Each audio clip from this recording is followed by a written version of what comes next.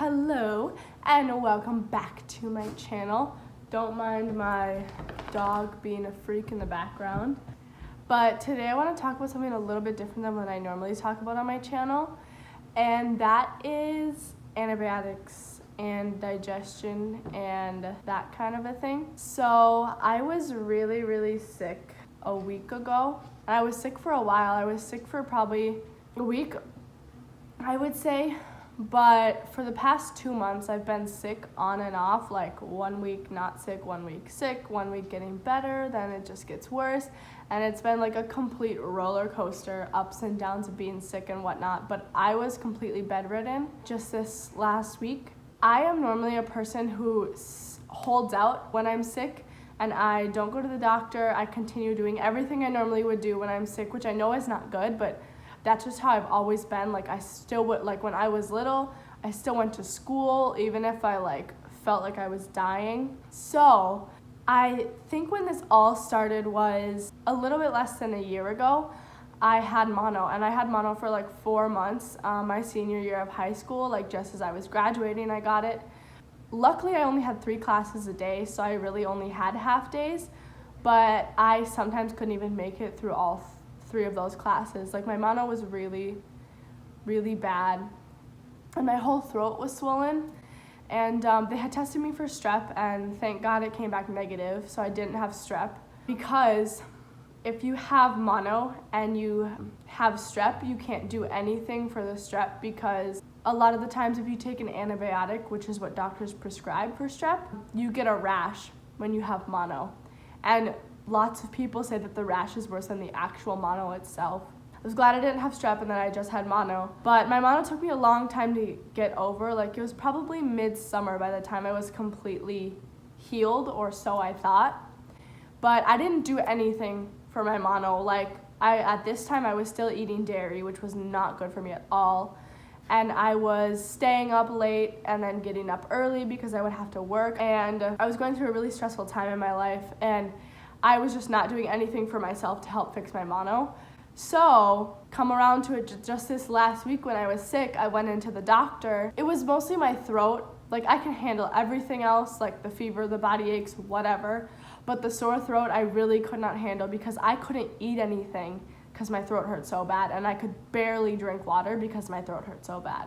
I knew that this was not good because I needed to drink water to get better, and I needed to sleep, and I wasn't sleeping and I wasn't drinking water. So I went to the doctor and they tested me for strep first thing, and I indeed did have strep.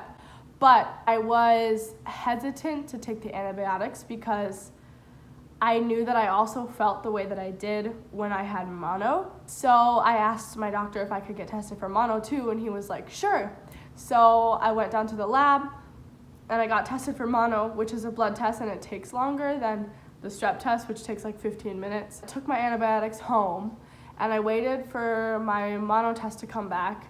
So the doctor called me like 3 days later. He was like, mono came back positive, but I want you to come in and get tested for Epstein-Barr virus. And I was like, all right, great.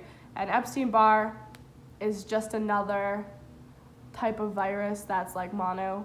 I went in to get tested for Epstein-Barr virus, and the doctor called me a day or 2 later and was like, yep, you tested positive for Epstein-Barr virus, but what I think is that you have chronic mono, chronic Epstein-Barr, which means it's like over a long period of time, and acute strep throat.